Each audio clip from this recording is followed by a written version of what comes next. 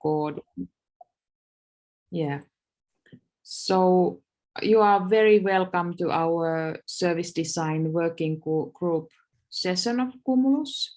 And today we were thinking to talk about service design in the time of crisis, as the crises have been going on for some years with COVID and now the war in Ukraine. And in this working group, it's me, I'm Satu Miettinen, Dean and Professor of Service Design from University of Lapland. And I don't know if some of you were visiting Rovaniemi Cumulus Conference 2019. So we are located here in the Arctic Circle. And I think I passed to Nicola. Maybe you could also introduce yourself. Yes, thank you, Satu, also for organizing this. And this is I am Nicola Morelli from Aalborg University in Copenhagen. So I'm located in Copenhagen, though I'm Italian, and I worked in Aalborg University in the last 20 years, mainly on service design and beside being part of the Cumulus network, I'm always also one of in the editorial committee of the also Satu is the Serve Desk conference. So we work between design and service design. And we have quite a continuous collaboration with Satu.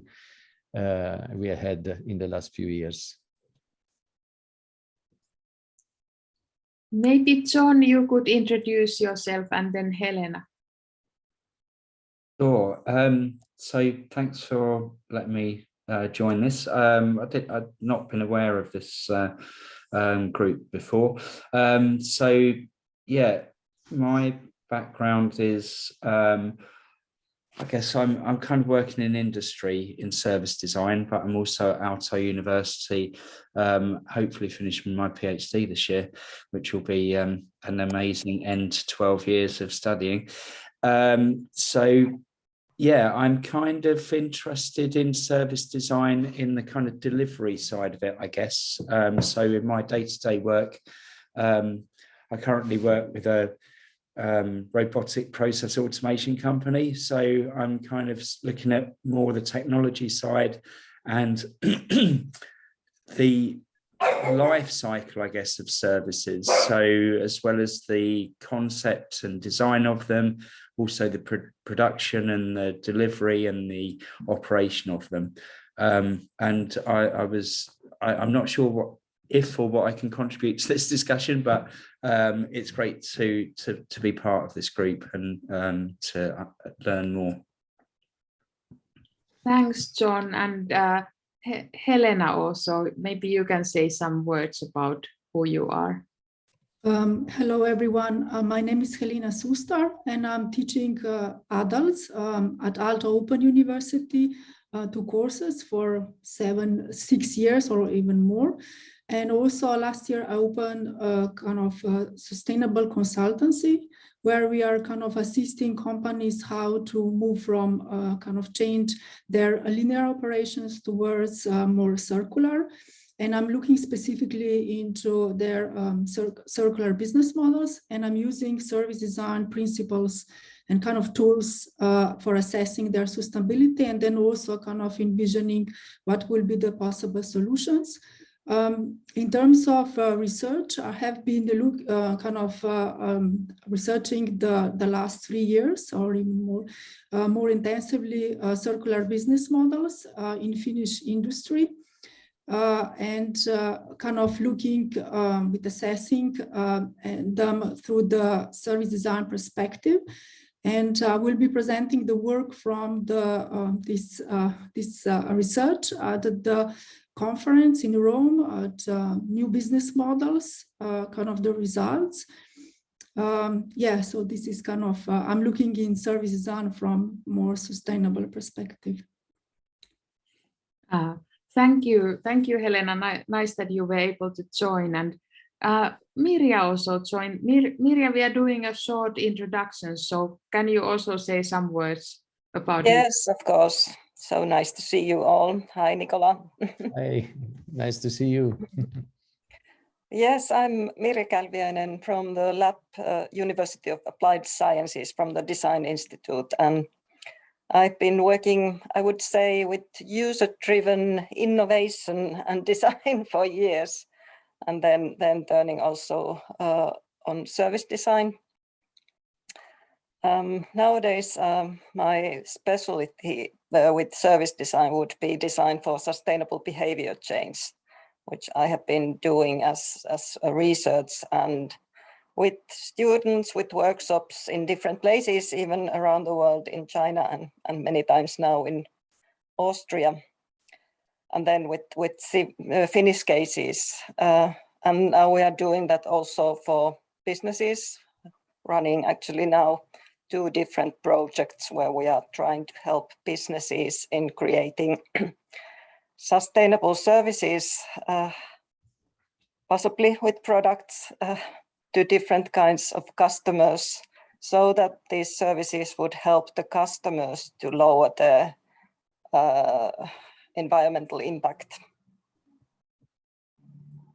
I think it sounds very interesting. Everybody's, how do you say, perspective or where they are coming sounds super interesting.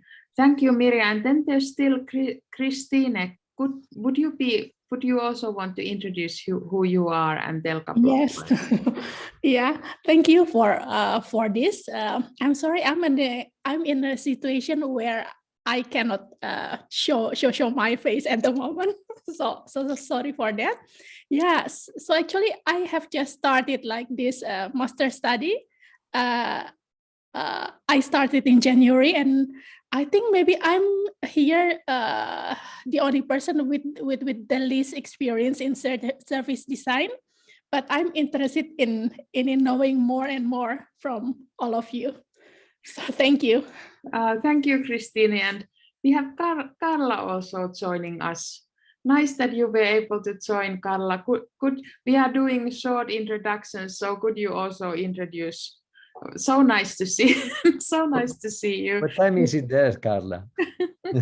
Hello, here is very early, so I was a little bit late. So thank you for inviting me. I'm calling from Brazil. I work at Federal University of Rio, and I'm quite involved now with service design, really fully involved. So because we are organizing the next Service Desk Conference, Rio de Janeiro, so I'm very happy to be here and to meet you all. And I'm a little bit lost of what is this is a working group from Cumulus, right? Though I'm about service design. So I have been in some of these groups in other or some conference, but it's I'm very happy that it's online, because sometimes we cannot travel to Europe so easily. So it's an opportunity to meet you all. Thank you for inviting me. Thank you, Carla, that you joined. I'm sorry about the early hour, and I think we are all waiting for Servdes in, I will definitely join the conference. So it's really, really nice that it's coming up. And I think, we were talking with Nicola that we are not absolutely sure who all are the members of the group, but we are trying to, so I went back to see some, like conference participant lists where I was trying to, send invitations that please join. And I know that Nicola and Stefan Holmlid probably are kind of original members, and I have joined when it was Cumulus Rovaniemi, I think, then I have joined the group. And I think in Colombia, when it was in Bogota, I think then I was there also. I think it was once organized there. So, but we try to, activate the group, and let's try to figure out more action for that. Of course, it's a bit funny that we are the same people in every group, but never mind. I think it's still good that there's action. And now we have one more person, Nancy joined. I think, Nancy, we are just introducing ourselves, and I think after this we could give Nicola a floor. And Carla, thank you also. But Nancy, please, just some words who you are and so on. I'm Nancy van Geetsel. I'm from Thomas More University of Applied Sciences in Mechelen in Belgium. And I first joined this group in the Rovaniemi event from Cumulus. We have a postgraduate degree in space and service design. And we conduct research on service design and service design environments. So yeah, that's me. And I'm sorry for being late, but apparently there were two groups at the same time and I was joining the wrong group. Yeah, sorry about never that. Never mind. Yeah, I'm happy to be here now. Yeah, it's nice that you found us. Yeah, I found you, yes. Yeah. And the idea today is that, to have some kind of, like sharing of ideas about, like what is the role of service design, I think, in our global community and during this crisis. And I think let's give Nicola first the floor to share his ideas and just please go ahead, Nicola. Yes, thank you. First of all, I wasn't. I mean, we had a short chat yesterday with Satu on how to organize this, and probably from the audience today, we see that we have many different aspects regarding service design. So I will propose my presentation that is probably even more general on design, and then trying to understand how service design works. But my perspective is from my experience, that is mostly working on public services, on social innovation. It's similar to the perspective that Carla, with much more experience than me, on the in actually doing things in Brazil is similar to hers, but for instance, here I heard about a sort of technology business perspective from John, and the business perspective also from Miriam, the perspective of sustainability from Elena, the perspective on innovation process from Christina. So there are many different perspectives. It will be interesting to see what comes out after this discussion. As I said, when Satu proposed me this theme, I had a sort of more general, I started from a more general thinking about design, because if we take the definition of Simon, design is the activity of devising a course of action that improves the present conditions. We say, okay, we are in a time of crisis. The crisis between pandemics and war has been so hard, hit us so hard, that it is not difficult to imagine a better condition than now. We can easily imagine also worse condition, unfortunately, but I mean, we also understand and imagine what a better condition could be. But the problem is that if we look at Simon's perspective, the problem is that when we devise a course of action that is futurely, is for a better future, we assume that we are on a ground that allows us to evaluate the presence, and the presence in this moment, in fact, is not so clear, not so stable, not so solid as we would like it to be. It is not it's not that I'm saying something particularly different, I mean, particularly innovative, because in every moment of history, the ground on which we devise future course of action is moving. it's never been fixed or static, not even before the pandemic, of course, and before the war. But the uncertainty we live now derives from a extreme difficulty to describe the factors that are shaking our ground. This is one point that determines the uncertainty. And the other point is the fact that it is probably that, you know, the evolution of events is very, very fast. And so we have to find a way of thinking that devises a future, but in a very, you know, coping with this fast progression of events. There is a sort of return probably from Miria's microphone. So what made in the past, what made our future plan more solid was the certainty that something was not changing. And we were sort of embedded, our prediction about what the future could be was embedded in some assumptions that were related to the present. And there are many examples. I mean, in the healthcare sector, for instance, we were always thinking of how we can improve healthcare systems, starting from the assumption that there is an healthcare system and it is quite solid at present and we can improve it. I'm talking about, of course,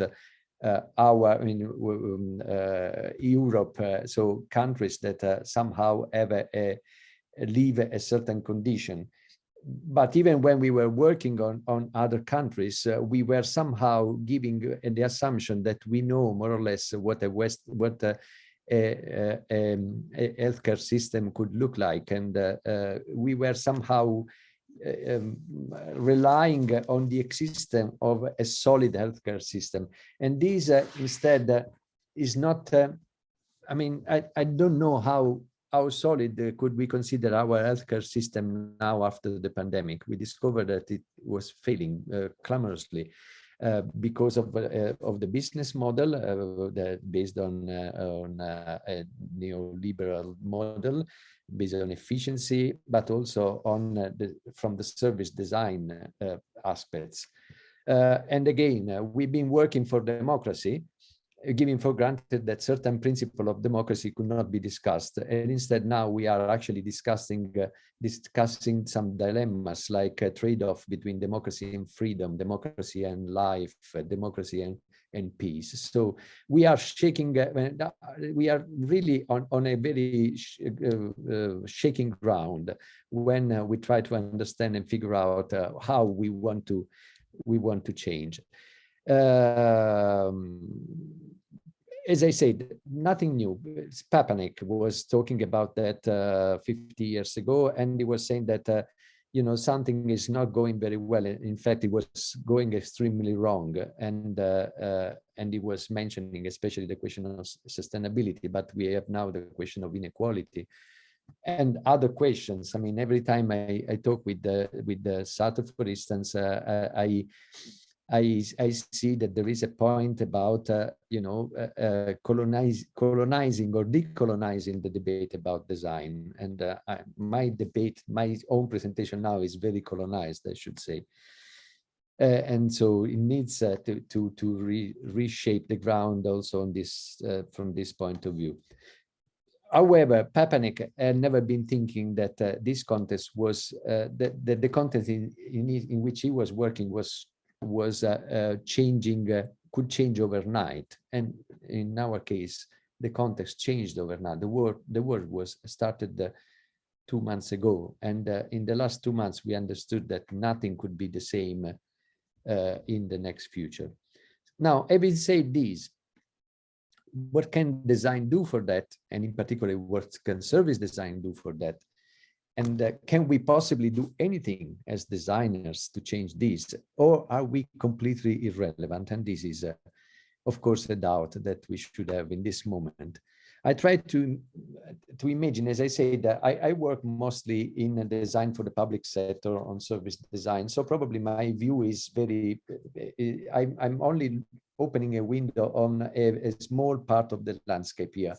But probably we have the right panel here to discuss all the other aspects. So I take this only as the first, little window open on this part of the landscape.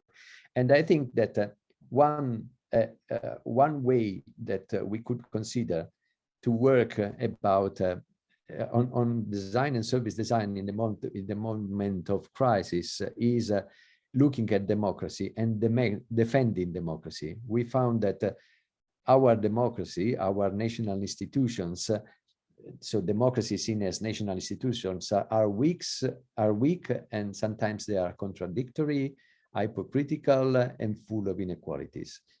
Some years ago, I had the chance to work with, contribute to a small publication by Ezio Manzini and Victor Margolin about design for democracy. And this gave me the opportunity to reflect on the fact that design is intrinsically political, and we must be directed towards improvements of the various weakness, faults that of the present democracy. Now we are forced to think beyond this embeddedness. We are we are embedding our thinking, design thinking in democracy. We must think, we must try to understand how can we defend democracy in conditions that are possibly very critical, are undermining democracies. What, for instance, what if our democratic conditions were suspended? They have been suspended in the recent past with the pandemics. The democratic conditions, especially in some countries, have been suspended. People were not free to circulate, but sometimes people were even not free to express their own opinion because either because they were probably not founded on scientific knowledge, or because the opinions were a little bit dangerous because they were starting some mechanism, social mechanism that were not very useful for the emergency at that time.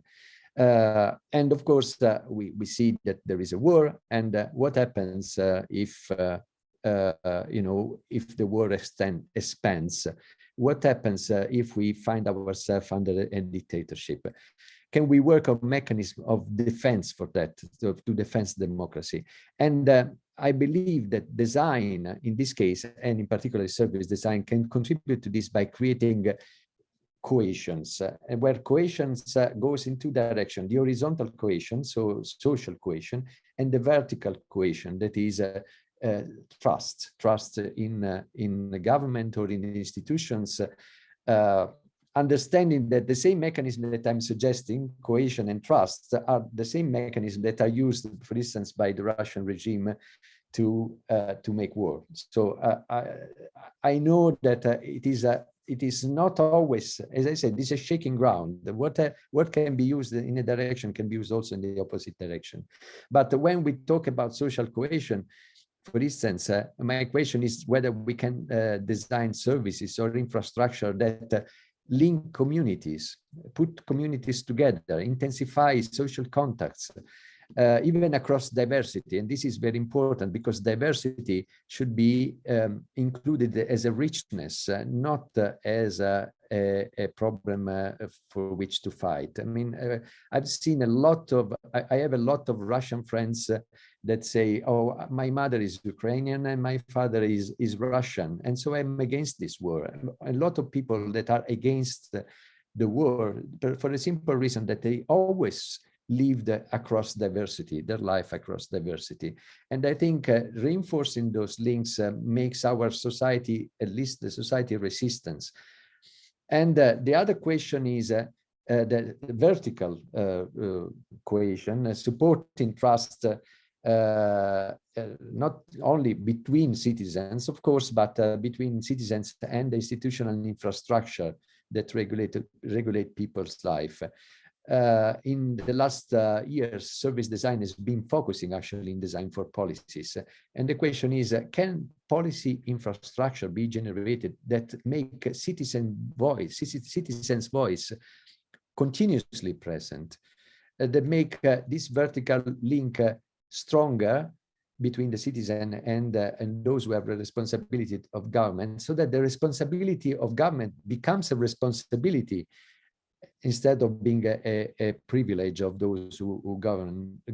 And then we put citizens on the foreground and put private interests of the government in the background. And these, could, in my opinion, at least contribute, not solve the problem absolutely, but contribute to generate a sort of war-proof social infrastructure that could somehow help us. How to do that, I don't know. We have already started, of course, working on proximity, working on social interaction, social innovation. Our work is not lost. We just have to understand how our work is located when the embeddedness in the present system is shaking. And I stop here, and I would like to know what the others are thinking about this. Thank you, Nicola. It was a tough spot to be the first one to speak. So many thanks for starting this. And I think we can just have comments or ideas, like just, how do you say, open mic. Yes.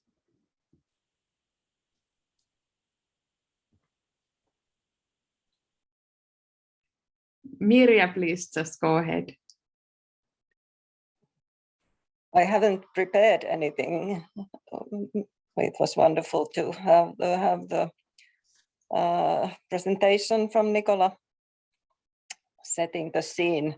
I think that how I see this, what I can do as a service designer issue now is that I kind of think that I will and want to concentrate still on sustainable design, even though there were COVID crisis issues and now there is the war issue, which are of course important to try to solve or influence in some ways. But I see it, the sustainability issue in environmental sustainability sense, I see it as a sort of the kind of big thing that we anyway have to solve or try to solve somehow, or try to soften the disasters that will come, however you would like to put it.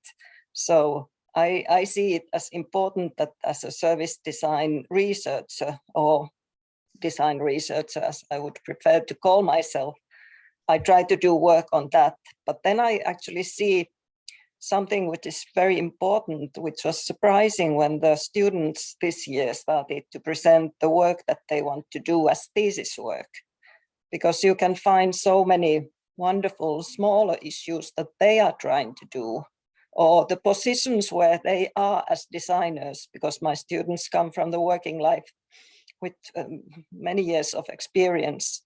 I have an art director from Red Cross, for example, as a student. She's trying to work with the brand image of Red Cross in Finland and how to promote people giving help to others. And then I have a lady who is now building up refugee centers in Helsinki, a designer, taking care of the Ukrainian refugees. Or then I have a lady who is a communication manager at the Social and Healthcare Ministry, taking care of COVID communication. And there were others already a year before this who worked for the main hospital in Helsinki, for example.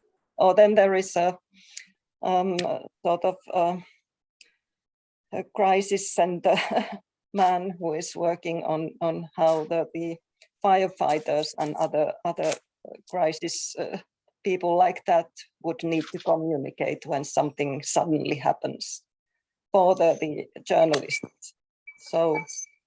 So many kind of smaller things where actually these designers are already in position to work with how to solve the awful things that we are dealing with now.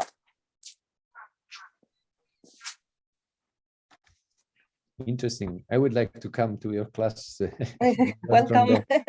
I would like to invite you. Yes, please, Yeah. please do come visit us.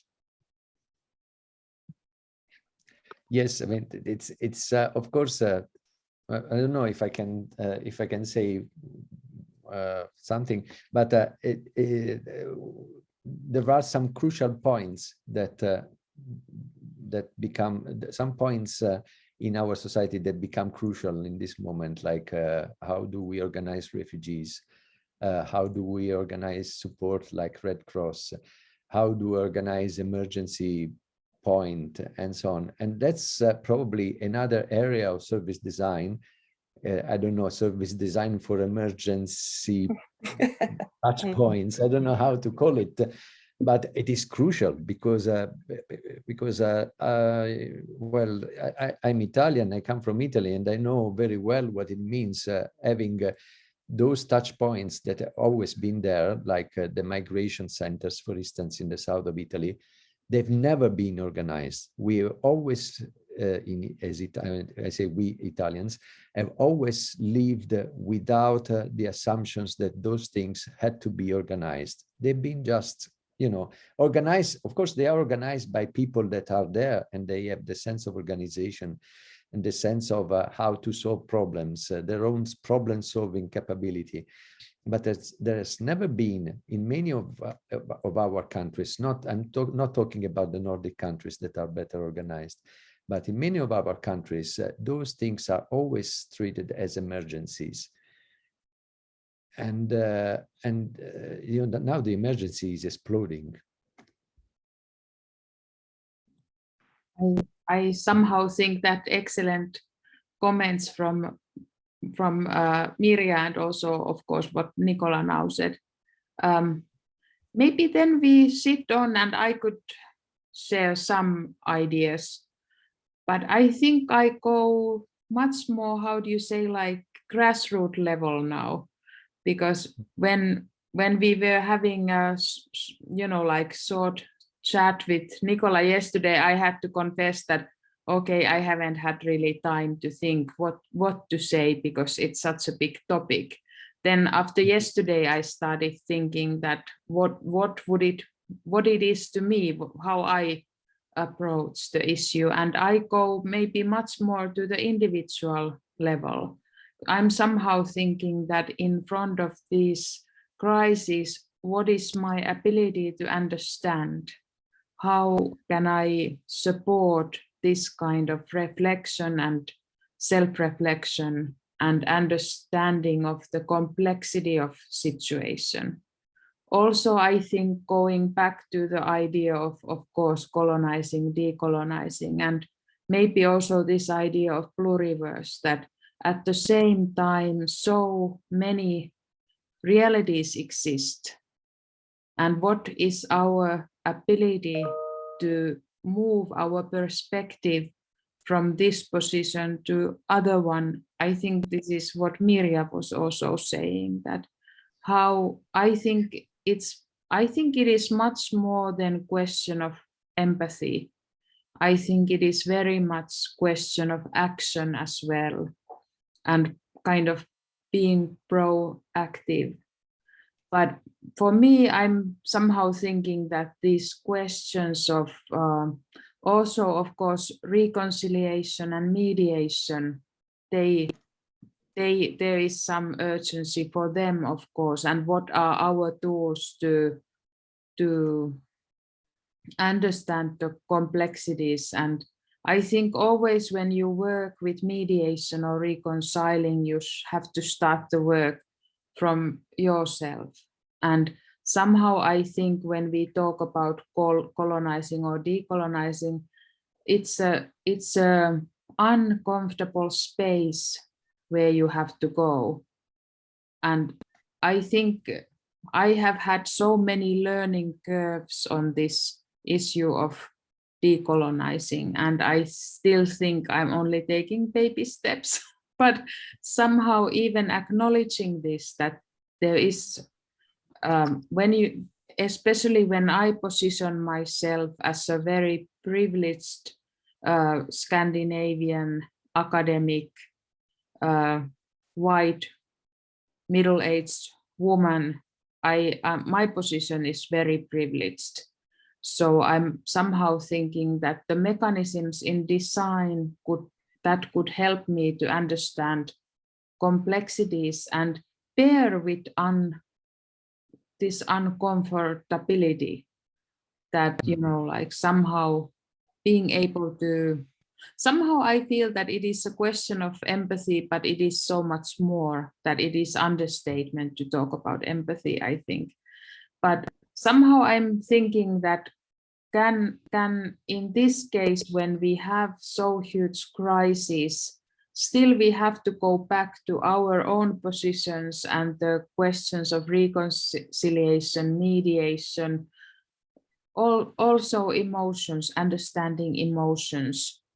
And I'm somehow also thinking then that what could be the role of design or service design? I also feel very humble in front of this question, that what could be the role? I'm somehow thinking, is there difference between design and service design in this question? But I'm somehow thinking that maybe still some of the tools, going back to very, very grassroots, could help us making sense. Somehow, for example, some kind of mapping tools where we can use mapping. It can be visual mapping, it can be many sorts of mapping, but it can be mapping of emotions, it can be mapping of different phenomena, mapping of narratives, it can be mapping of geographies or topographies, even mapping of destruction, which sounds awful. But I think this is what we are seeing, at least in our newspapers. We see this, like mapping pictures of the war zones, like who is having this or that village or whatever. So I'm somehow thinking that there are some sides of design that could help bearing uncomfortability and enabling reflection and self-reflection, and maybe enabling some kind of mapping. Of course, in design and service design, inclusion and co-design are somehow these fundamental stones. But then I hear very much what Nicola was saying about the solidity. I don't think in this place are we there to build something, but to understand something, and would then this kind of tools be used to create some kind of platform of dialogue, not maybe anything more yet, but a dialogue. But okay, I think these were what what came to my mind, and have to say that they are very bare and and quickly thought ideas since yesterday, but these were something that I was thinking about.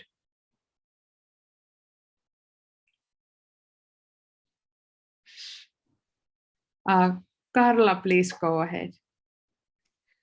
I think that you touched a word that for me is very sensible. I feel very moved of this word dialogue. But before that, I would like to thank you, Nicola and Satu, for for sharing us these ideas. I feel it's interesting because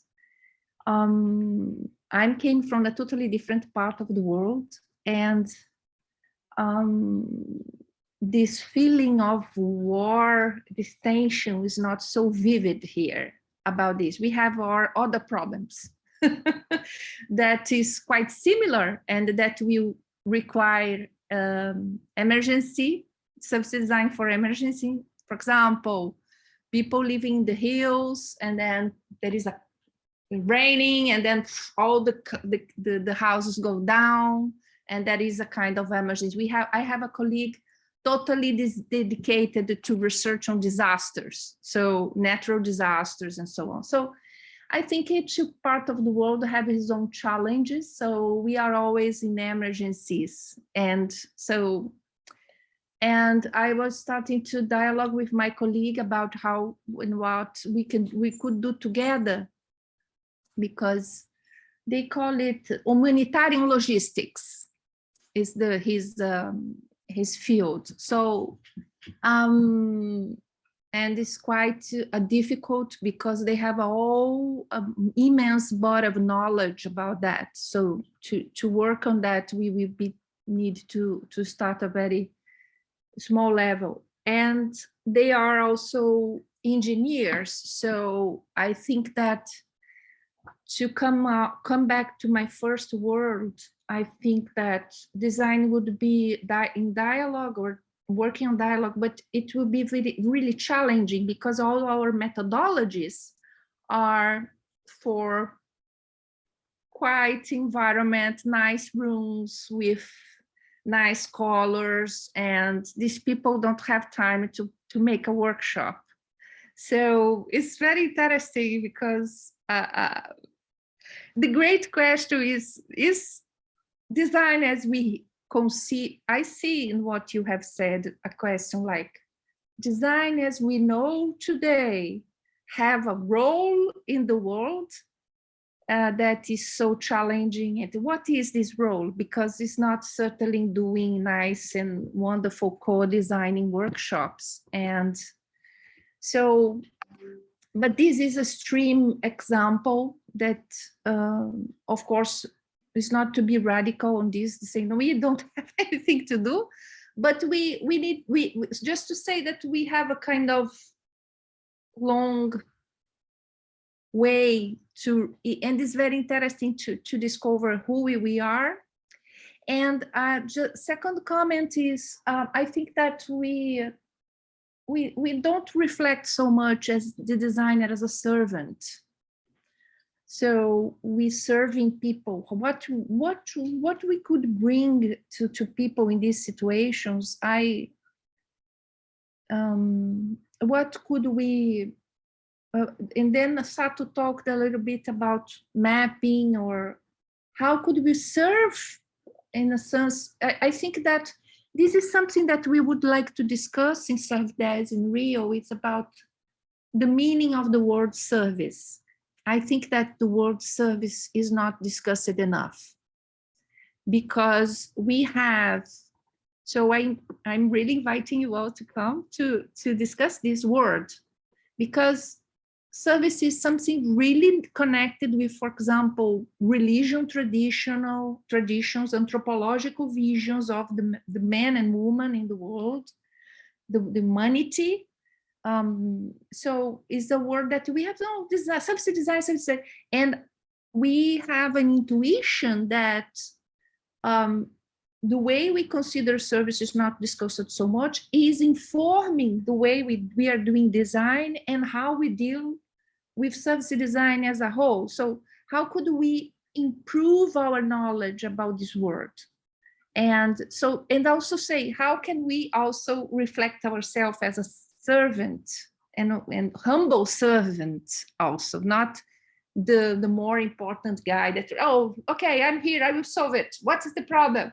So a consultant that is coming to solve a problem, and open up this possibility for our students to use other dresses, not only navigate in different environments, and be able also to go to these new and uncharted environments and act also for voluntary or other purpose that is not to no profit or anyway. Satu have an experience on other, so that's it. This is a general comment. I have not prepared nothing, so I'm just reacting of what you're saying. So thank you. Thank you, Carla. I think that was really great comment, and I think the meaning of service and being of service and being servant, and I think very interesting and intriguing ideas, and totally agree that should be discussed more and from various points. I really loved your comment. I think we should give now turn to John. John was wanting to share some ideas, so I think let's throw Paul to your corner. I didn't know I was doing that, but happy to contribute. So I guess I kind of come to this at a slightly different perspective, but there's some threads through the discussion that kind of come into my world and looking at things. And I guess I've always had this slight dilemma working in the arts since I was 18. And really it's a question, I don't know if other people face it, but it's a kind of choice between being a revolutionary and being a creative person. When I was young, I kind of decided that actually, if you want to really change the world, you need to be a revolutionary, and you need to kind of design your revolution and strategy, you know, to change the world. So then the other side of it is that outside of the kind of big narratives of progress and changing things is the everyday and changing things within everyday life, which could be maybe not as big a project, but one that is maybe important because every day is what everyone lives, and we're all constructing the everyday. And so now where I am in my work in design is, and this is where I slightly diverge possibly from the group, is that as well as all of the global big problems and really bad problems that we have, designers are working within, whether you want to call it the system or the global economy, or, you know, wherever you want to kind of put that. So designers are no longer kind of separated so much from the everyday and the way that the world works. They're actually part of the people who reconstruct and build the everyday. And specifically, designers who are working and occupied are affected in the work that they do, whether that's COVID, which has meant they are working remotely rather than in offices or studios. It's completely transformed the way that they experience design work in their everyday life. And similarly with global workforce, you know, we're no longer situated in one country or time zone, and globalization of the workforce means that these terrible things that happen are not just in the news. They affect people, people who are working in war zones or have living in conditions of poverty. So the focus then becomes not so much of what service design can contribute, but picking up on the other point from the last speaker is how we service our designers and our community, which means that we might not be able to stop wars or famine or poverty, but maybe at an everyday level we can, at an individual level, as you say, Satu, we can do what we can to improve and look after designers. And at a slightly more strategic level, maybe as well as looking after them, we can give them tools that help them to service and moderate and build consensus and dialogue through the tools and methods that we have in service design. And so I think where we end up with is that we can do some things that improve the everyday for the people around us and people we work with. And that may contribute to progress. But I still come back to my starting point, which is that if you want to change things, design can do that, but it's probably quite a long-term project to try and change the world through design. Maybe other things would achieve things more quickly.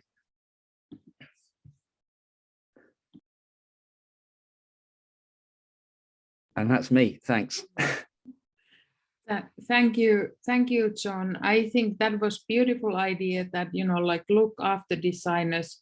It somehow also like somehow brings up care, the question of care, that the care is also needed, you know, also for designers. And maybe this enablement that what these tools can do, and that this is present, you know, like everywhere. We are so, how do you say, like multi-situated or at the moment. Would there be some comments? Yeah, maybe I can share some thoughts after listening to these interesting conversations or talks. Well, I also noticed that being from Belgium, in fact, in Belgium, service design is not so well known yet, I must say. Certainly not in education. We are the only course in Belgium offering service design as a course, to already graduated architects, spatial designers, product designers, visual communicators.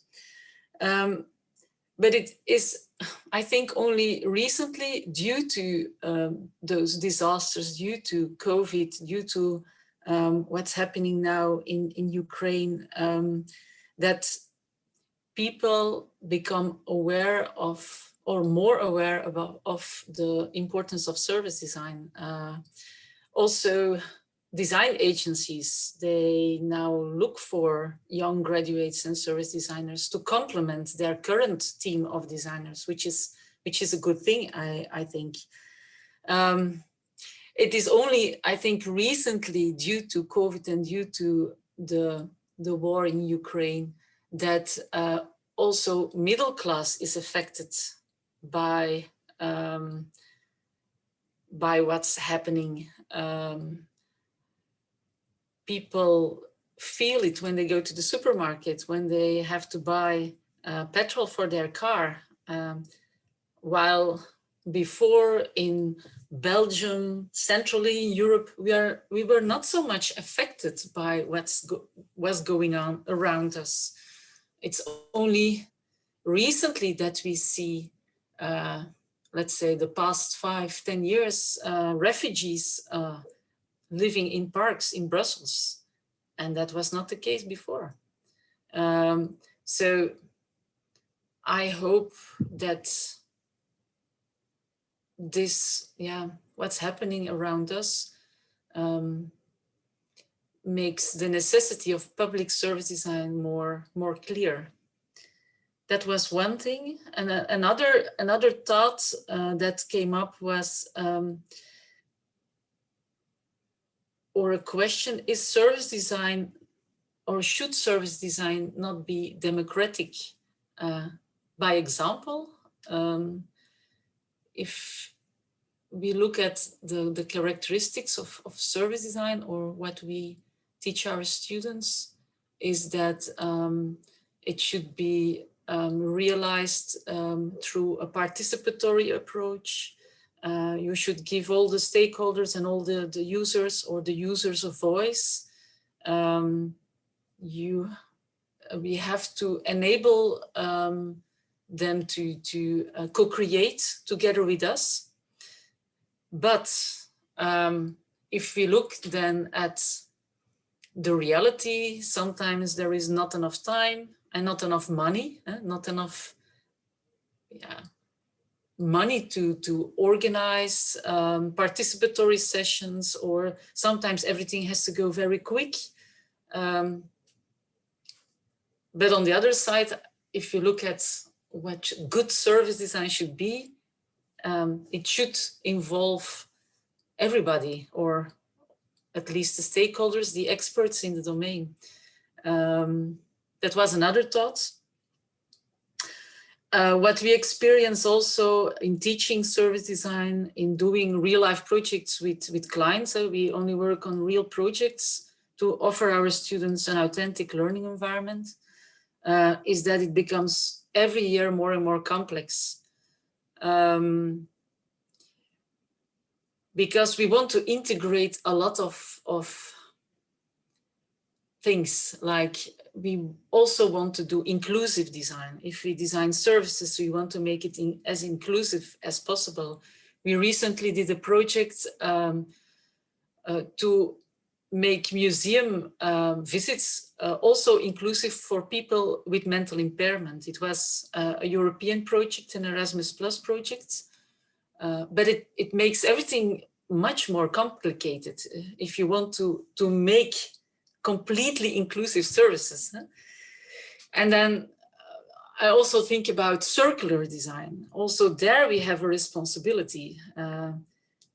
We should realize circular solutions or circular design solutions as well. So, or we want our students, our future service designers, to become Superman, Superwoman, and be very clever on all kinds of domains. Or we have to teach them really to consult experts, to involve experts in all those matters. That's another thing, because we can't expect them to be Superman or Superwoman or super people. Then what was said about mapping sounds very interesting to me. When we go to Cumulus conference and so on, we often listen to good practices, to examples of projects, of cases. But then we only have the chance to listen to them briefly, 15 minutes, 20 minutes. But it could be very interesting to compare them in depth.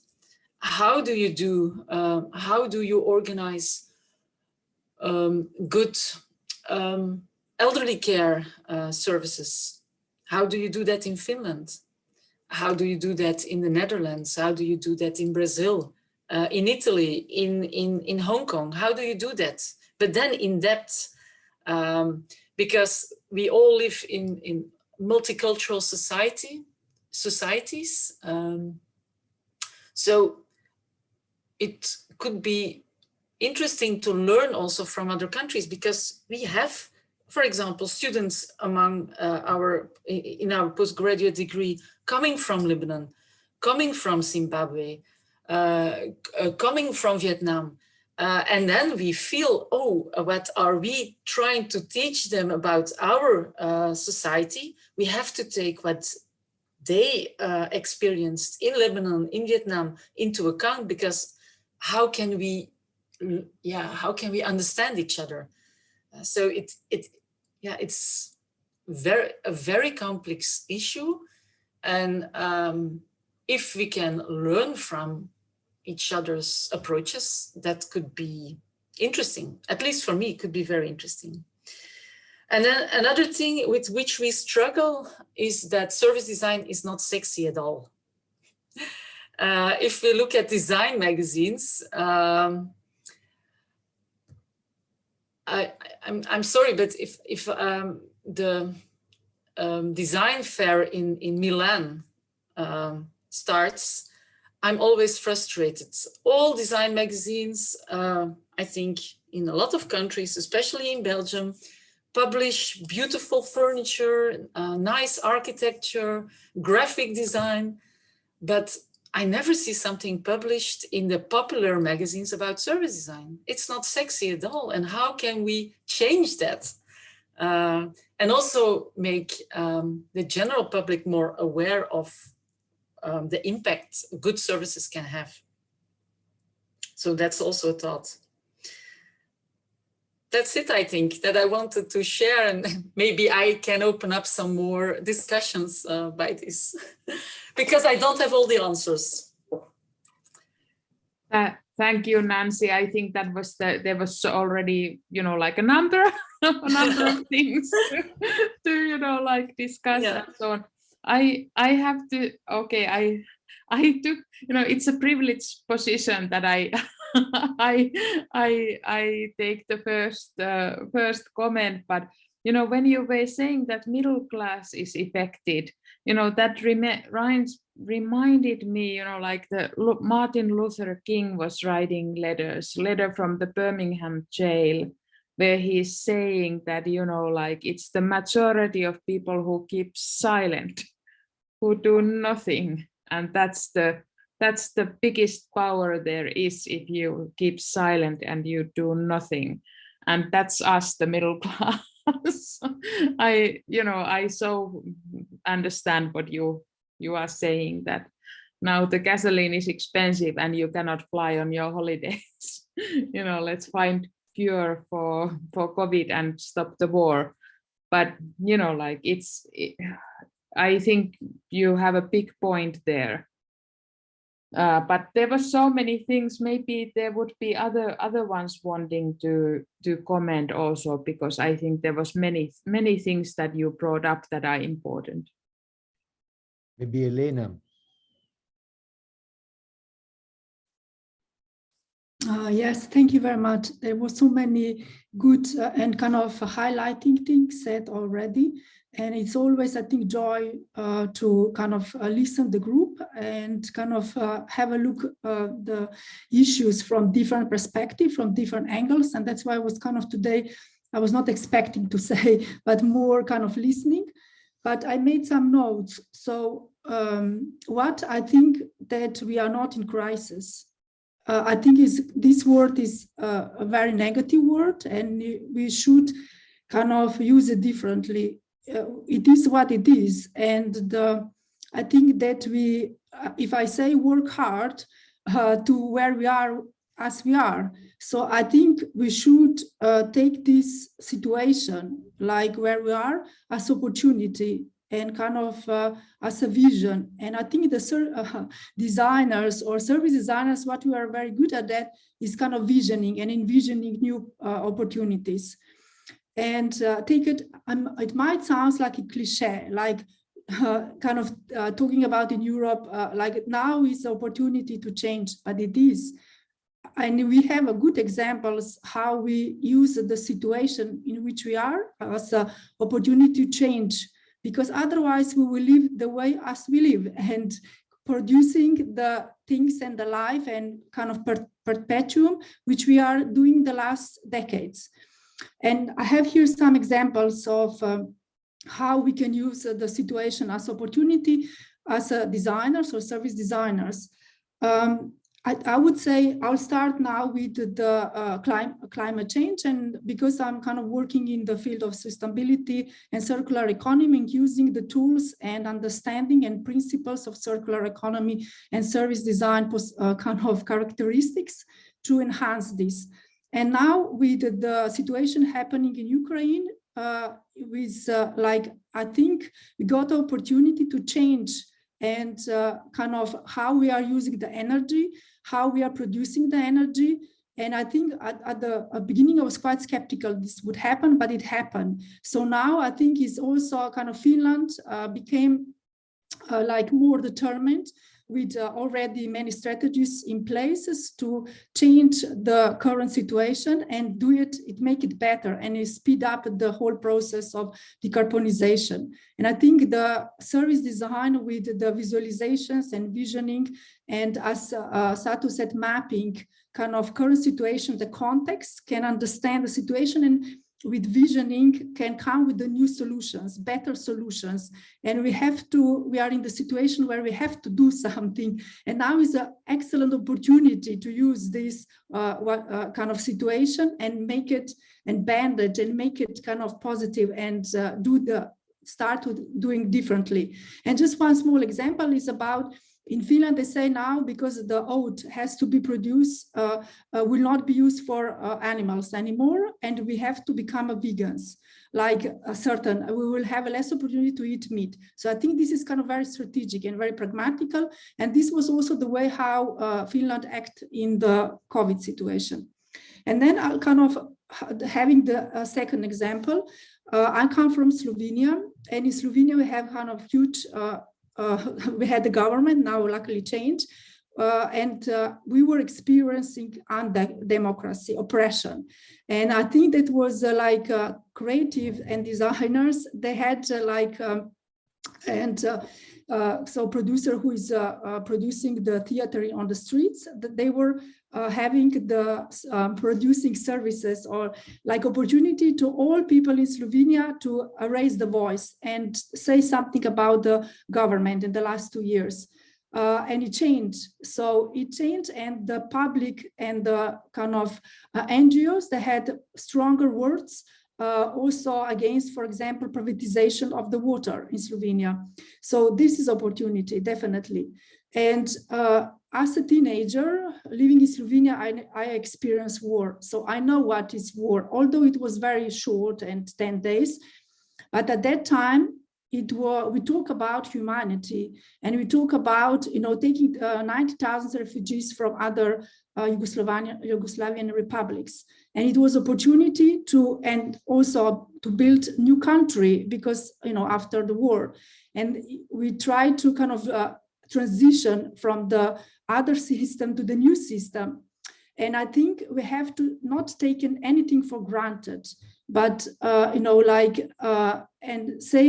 understand that everything is changing, and we are now in the biggest changes in kind of decades. And I think it's good, positive time where we can do as designers have a huge role in all the kind of these changing processes with the skills which we have and what service design embrace.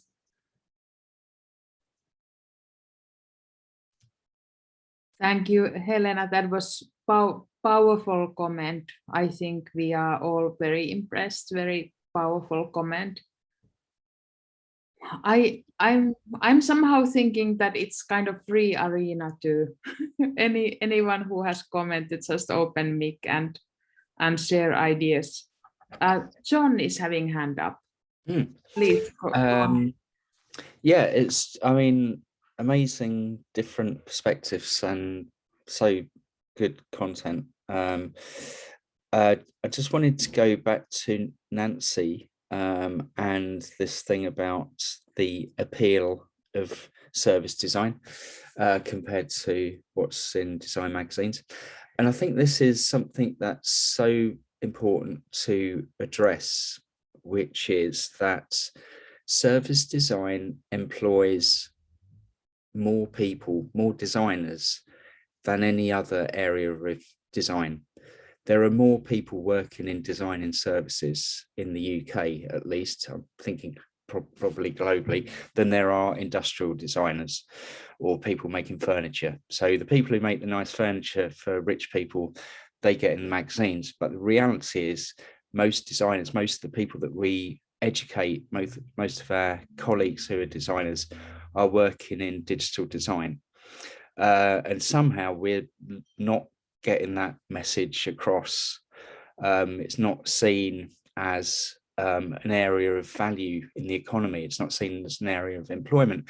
Governments don't see the value, at least in the UK, of having education to train people to do this kind of work. So I think that's a problem for us, and means that we can't then go to the next stage, which is to demonstrate the value of service design in times of crisis, because people don't really know that it's there or what it is. But yeah, and Helena, yeah, so spot on, because it's like it's setting the vision, but also, as you allude to, making the services with people. It's not just, you know, kind of blueprints in the future. It's actually a community activity to change things. But yeah, sorry. Thank you, John. Sorry, I didn't spot the hand first, so you had to wait. Sorry about that. And but it was very, very good comment, and I think probably very matter of fact how it may be. I think, you know, we have still some like 20 minutes. I don't think we should, how do you say, like make it longer than it naturally is, but I think maybe some concluding ideas.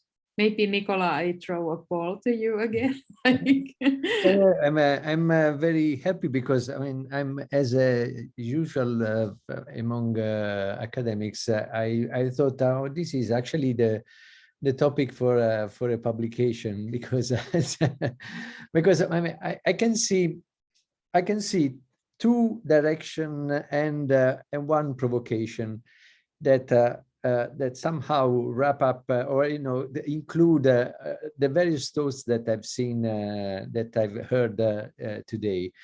The two directions are, one is the war is an opportunity to reinforce the social resilience, so to generate mechanisms that make us more resilient to this moment of destruction. I'm talking about the war, but I mean the pandemic had the same effect.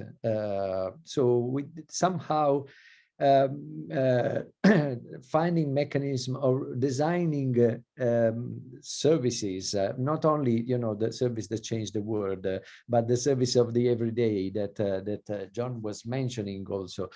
I mean, designing mechanism at the everyday life that increase our capability to, you know, solicit our mechanism of resilience is a sort of preventive mechanism. Then beside the preventive mechanism, I can see the emergency mechanism, because then we say, okay, but we are in a crisis. We've been in a pandemic crisis. We've been in migration crisis. Carla has been in a crisis since she moved back to Brazil, because she's just said, I mean, the emergencies all the time. And so, and probably we should learn from Carla and from areas of our planet where this crisis has always been there, and try to understand how do we understand how we manage those crises. What do we do in those cases?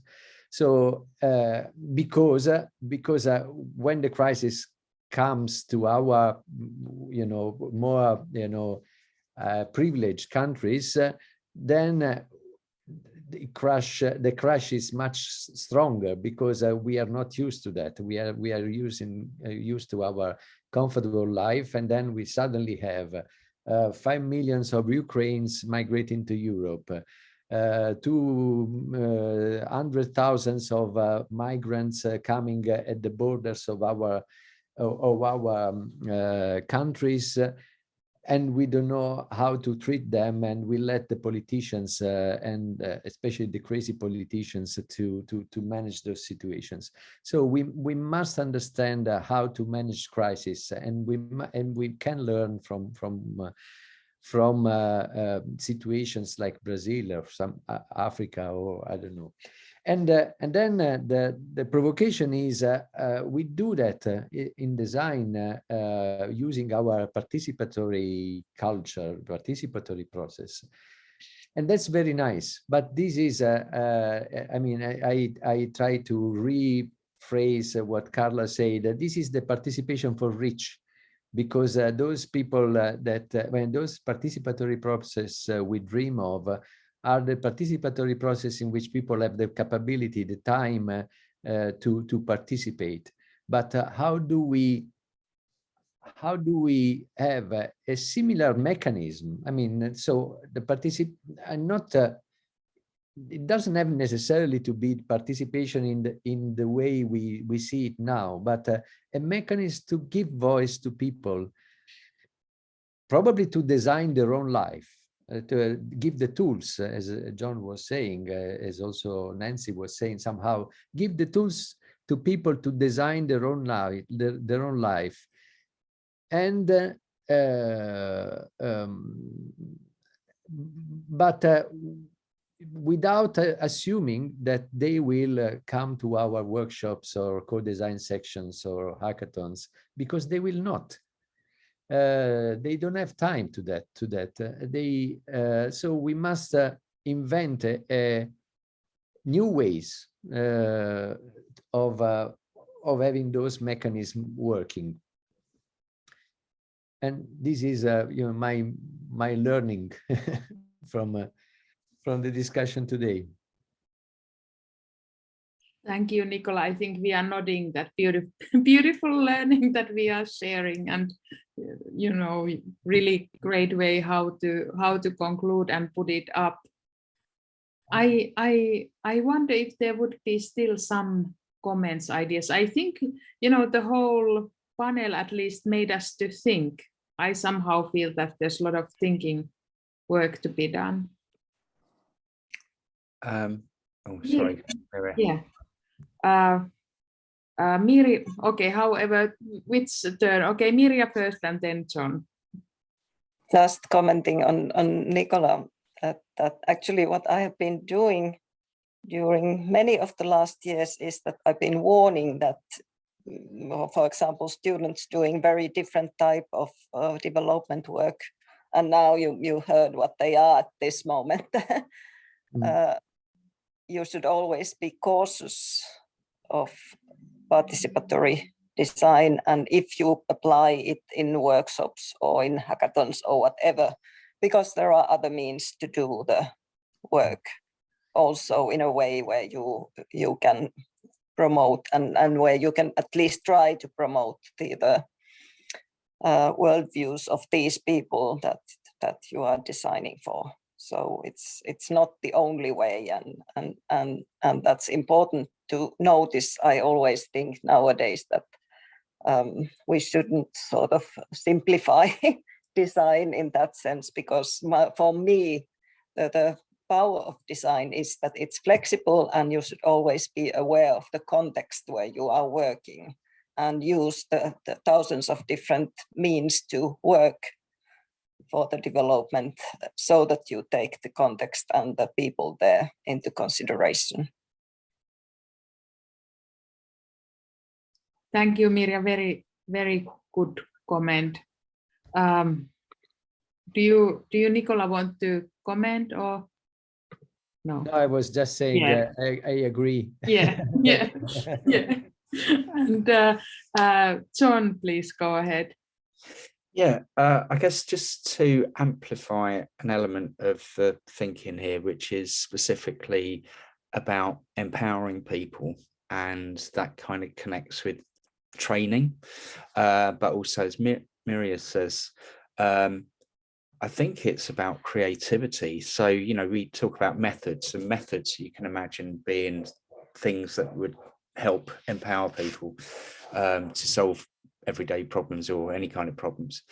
But I think possibly a differentiating point with design is that it's not orthodoxy, it's the creativity to, as you say, Mirja, to find out all of these different solutions and ways of working things out. So it's just like a practical thing is, you know, doing good is sharing our product and service, which is design or service design.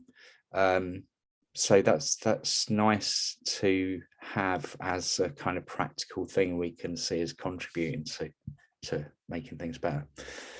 So thanks. Thanks, John. And then Carla, please go ahead. Thank you very much. I'm quite I think that it was a wonderful discussion, and some points, I think that based on what Nicola has said, that could be like different levels of design intervention. So probably we will change our position to create situations, platforms, or to people make what they want to do. So not really designing for them, but designing, because as Helena said, platforms for action. So in a way that people could express themselves and make what they can do in the time they can do. And so not directly designing. So we shift position. So I come back to my previous question about what is service. And I appreciate so much the approach of Helena, because sometimes say, oh, we cannot do this because we don't know what to do, or we are white, middle class. I have this challenge all the time here. So I'm white, middle class, in the middle of everything. But I think instead is we are designers. We are doing things in the world, building, or we need to find out how to do it without violence or without invading people's life, but supporting and believing that they are able to do. Not they are like, because service design sometimes consider people as puppets, right? So you are here and you are here. So this is the service machine. And I think for service design is a shift of position of saying, okay, people are able to. So first step, believe on people. So participation, and because what I see around is a wonderful ecosystem of services that people develop because they are poor. So they start to sell hot dogs. They do a lot of services here. So this pooping all the time, informal, everything is happening here. So I'm a designer said, how can I support that? Or how can I deal with that? Or how can I help? Or other people are not able to do that so easily? Or how can we make a mutual learning process? Or so I came out with this meeting with the idea that we needed to shift position, and service design is an enabling position. And this means that we are servants of people, protagonists. So we are hidden on and let them shine. So that's shine is the word in English. So I think, and I thank you, Helene, because you were saying we are a little bit down, and Elena says, so let's go, let's do it. So I feel very empowered but not to do this with, do you mean, I'm saying violence that is invading or changing or imposing our design process, but I'm humbling here to know how can I help. I think that we need to change our own mindset, and this is a whole education where I was about to say Giorgio Giugiaro or Philip Stark. Now I'm just humbly saying, what can I do for you? So this is really powerful and difficult to do.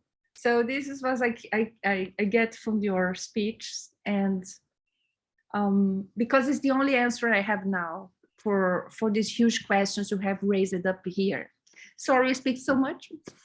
If add one small thing at the end of what you say, that it's particularly relevant to talk about this in Cumulus, because we are the network of schools on design, because it is actually a fundamental shift in our attitude, posture in respect to what design or service design should be.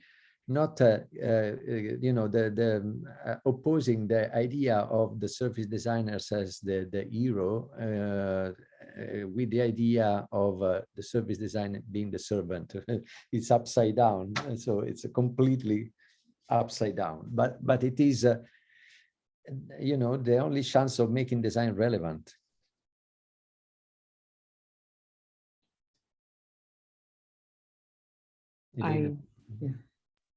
There is Elena raised. Elena, please go ahead.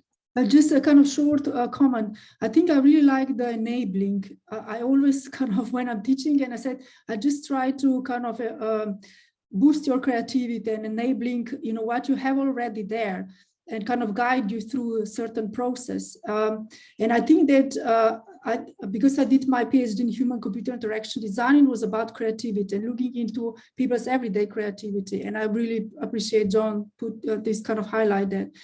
But then also people which they are not designers, like I think it would be good to kind of shadowing Zelensky. He's not designer, but he's like enabling certain practices and encouraging certain practices and kind of, but then also I think digitalization, social media, they have huge opportunity to kind of highlight certain positive things, what is happening. And I think, this I think is really important. And I think it's really good to step down and just, I think service designers or designers were too many times obsessed about ourselves, and kind of the world is going, other direction. And I think we have to like embrace other people's practices and kind of appreciate them as well, and taking on board and learn from these practices, as Carla was saying, people being creative and try to survive in certain situations. So yeah. Thank you, Helena. This just adds to what everyone is saying. So I think our time is coming to an end, but I think it was very, very powerful comments, and I think it was very nice to hear everybody's views, and that all contributed to the topic. I will save the discussion, and I think there was in the chat box Justina saying that there is going to be some kind of, how do you say, like a web link through which you can join the group. So that would be great if there is now, this kind of mechanism how to join in the service design group. And I think this is kind of embracive. So we welcome everyone to share views on service design. I have to say though that I kind of like this idea that not everything is so, how do you say, like super organized. I know that this was organized a little bit, how do you say, improvising or how do you say, this improvisatory way of putting the event together. But sometimes it's also good that you can approach something and just, do a little bit of action and not to use so much multiple meetings for organizing it, but just go. So let's hope that we will have also a following action from the service design group coming up in some point. Yes, thank you for organizing this, Satu. It's very much the way Italians organize dinners among friends, and it usually works much better than long time organized. Yeah. Yes, I love it. Just pop out like a meeting. I said yes. Yes. So easy. Yeah. Thank you. So practical, and thank you. Yeah. Thank you. It was so nice to see old acquaintances again. Yes. Yeah. Long time not seen. Yeah. Thank you all for joining, and we'll surely meet soon again. So okay. Ciao. Bye bye. Bye. Bye bye.